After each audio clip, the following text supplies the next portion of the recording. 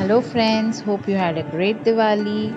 Though I'm posting a bit late after Diwali, but really had a good experience making this flaky karanjas which I always wanted to try it out. So the recipe goes as shown here.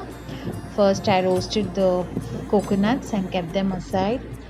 Then I roasted the rava with khaskhas and a little bit of ghee.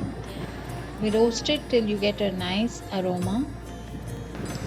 Once they become crisp, we add it to the coconut mixture and cool it completely. Once it's cooled down, I added the powdered sugar with powdered elaichi and some dry fruits, pista, badam, and some raisins. You can skip the dry fruits too, and I kept them aside. Now for the outer coating, I took 2 cups of maida, 1 tablespoon rava, 2 tablespoon hot ghee and some salt, and I combined it well so that the maida becomes crumbly and totally greased with the ghee. Then I added milk, or you can even add water if you plan to store it for a longer time. I made it into a stiff dough, stiffer than the usual chapati dough, and kept it aside for half an hour, 1 hour, 2 hours.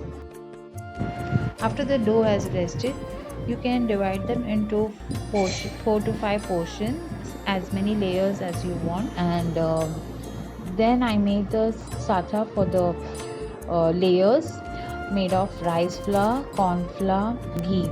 Now the ghee shouldn't be melted ghee, it should be thick ghee from the fridge, and you make it into a buttery paste. Now roll the portions, roll them into thin chapatis and layer them as shown here by applying the paste one on top of the other. On the last layer, apply the paste and roll it very tightly. See that you don't roll it loose, because the layers may open and the fillings will come out while frying and spoil the oil. So this is how you roll it tight. Cut it into small portions and flatten them over the layers as shown here.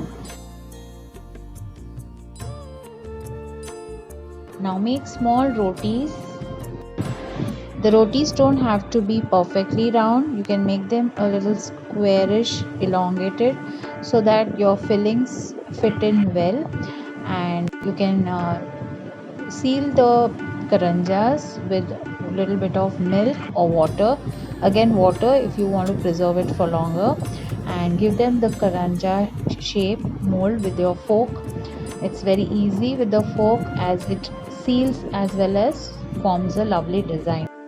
Now heat the oil and bring it to medium, and then add the karanja in batches. I've fried them in just batches of 2. You can use a bigger vessel and fry them if you want to make more of the quantity. So once you add the karanjas, just splash a little bit of oil on the top so that they fluff up, and after 3 to 4 minutes you can turn them upside down and let them turn a slight brown, not too brown. And so totally the karanjas take 6 to 7 minutes to cook on slow flame or medium flame, and then you can drain out the oil with the help of tissue. So I'm sure this recipe will give you a sure success in getting nice crispy flaky karanjas. So thanks for watching friends. Do like, share and comment. I am waiting for your comments. See you all soon again and wish you a happy new year.